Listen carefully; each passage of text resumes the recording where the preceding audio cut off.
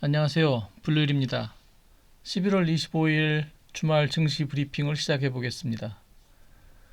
지난주는 특별한 움직임은 없었고 약간 눈치 보기 장세였는데요. 일단 미국장 추이부터 보고 가겠습니다. 우선 나스닥을 보시면 지난주에 이제 상승 흐름에서 크게 지금 특별한 움직임은 보이지 않고 추세를 돌파하려는 시도를 위한 힘을 모으고 있지 않나 그렇게 생각을 해봤습니다.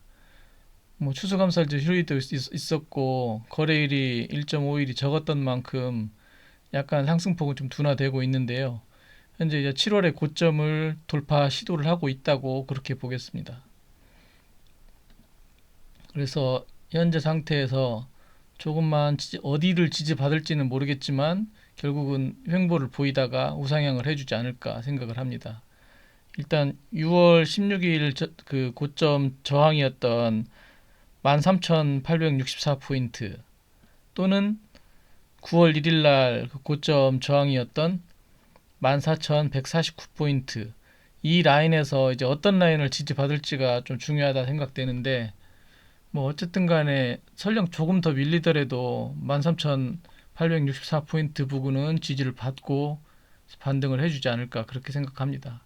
60분봉으로 봐도 지금 현재 이제 반등 추세 속인데 이 지지 라인을 어느 라인을 지지를 받을 것이냐 그게 가장 지금 중요한 흐름인데 크게 무리는 없다 생각합니다. 지금 시장을 누를 만한 요인보다는 상승 쪽에 더 강한 이유들이 많이 있기 때문에 큰 무리가 없지 않나 그렇게 생각합니다.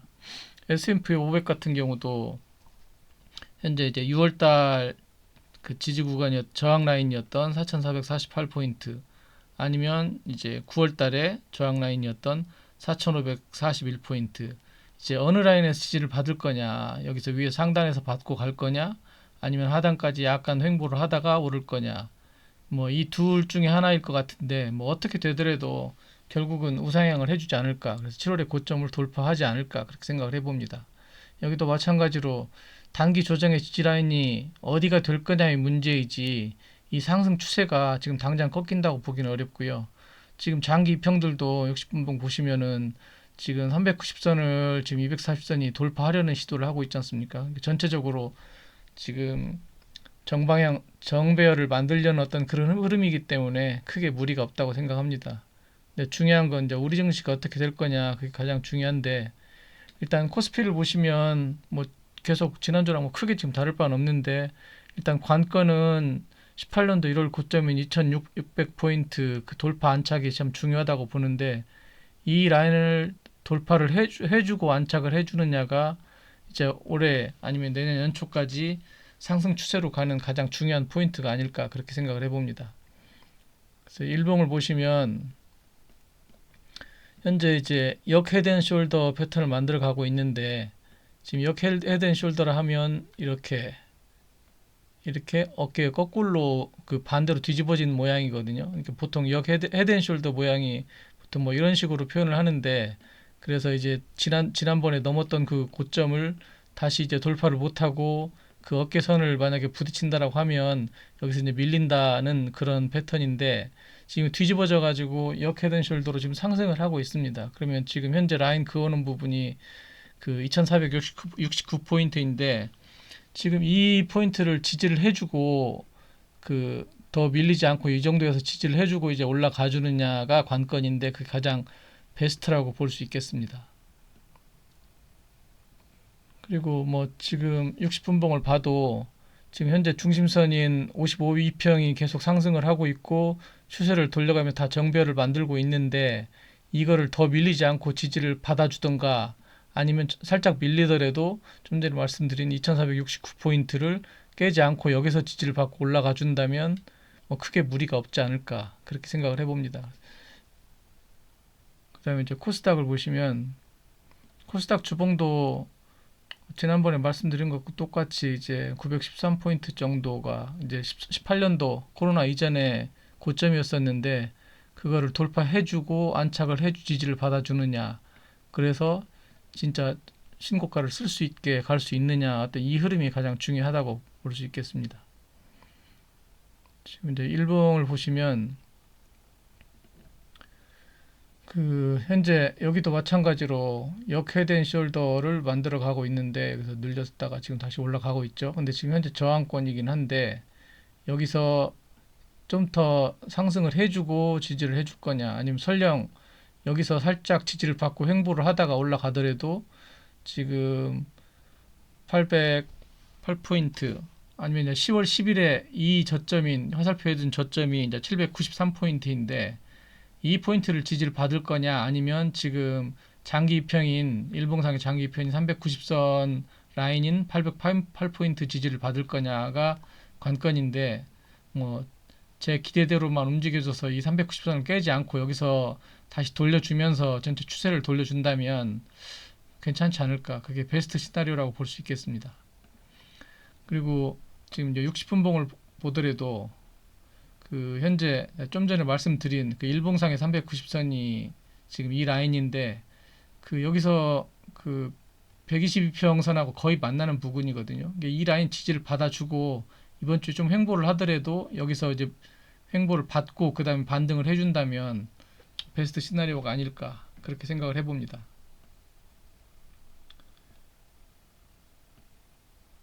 그리고 이제 환율하고 유가를 보시면, 환율은 살짝 올라가긴 했어도 지금 1,300원대 초반을 지키고 있고, 어차피 여기서 계속 등락을 거듭하면서 안정을 찾을 거라고 보고 있습니다. 그래서 큰 문제가 되지 않을 것 같고, 지금 유가도 지금 75달러까지 내려왔는데, 여기서 뭐 얼마를 더 내려갈지는 모르겠지만 일단 이 정도 수준에서 유지만 해준다 해도 뭐 큰 무리는 없을 것 같습니다. 그 다음에 이제 국채금리가 주말 들어서면서 조금 올랐는데요.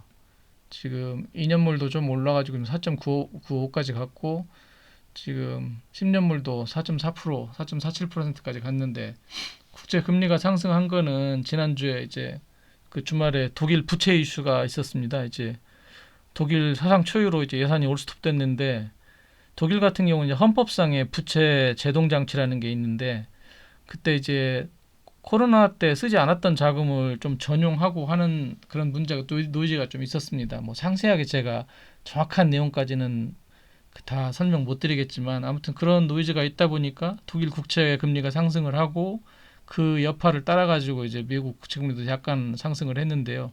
뭐 이게 크게 이어질지 어쩔지는 이후 진행되는 걸 보면서 좀 판단을 해보면 될 것 같습니다.